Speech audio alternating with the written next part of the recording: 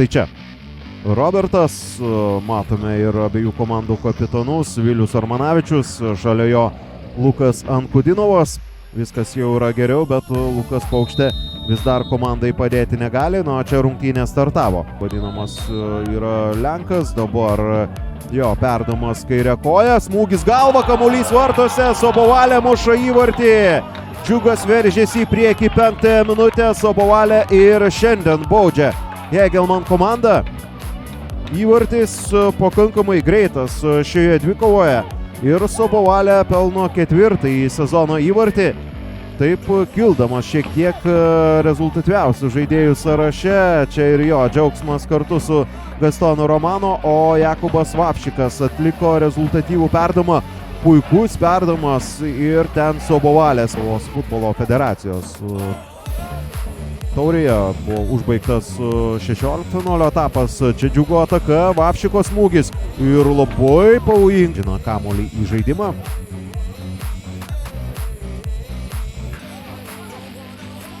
Kaderui siunčiamas kamuolys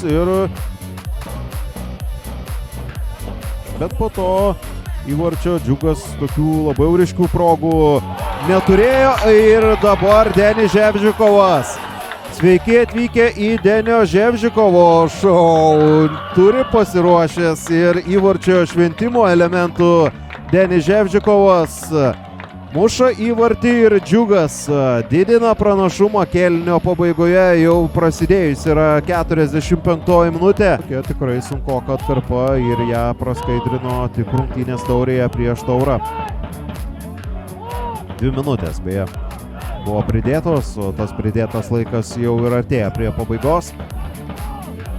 Oho, koks 21. Esmilis Kaušinis, 37. Vedodas Radonja, čia Džiugo smūgis. Džiugas pereina į ataką, Gastonas Romano atlieka gerą perdavimą Vapšikui.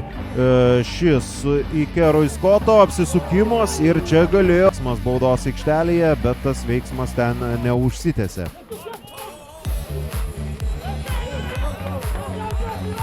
Galima žaisti toliau, Ronaldas Sobovalė. Jo dvikovos su Sadausku, palieka Sadausko užnugaryje, Sobovalė muša. Ronaldas Sobovalė kviečia į jo šventę ir rezultatas tampa 3-0. Hegelman komanda siekė to savo pirmojo įvarčio, gauna 3 į savo vartus ir dabar jau bus labai sunku Kauno rajono komandai. O Ronaldas Sobovalė vėlgi parodo, jog tai yra viskas. Šios rungtynės jau yra istorija. Telšių Džiugas iškovoja pergalę Klaipėdos miesto dirbtinės dangos stadione.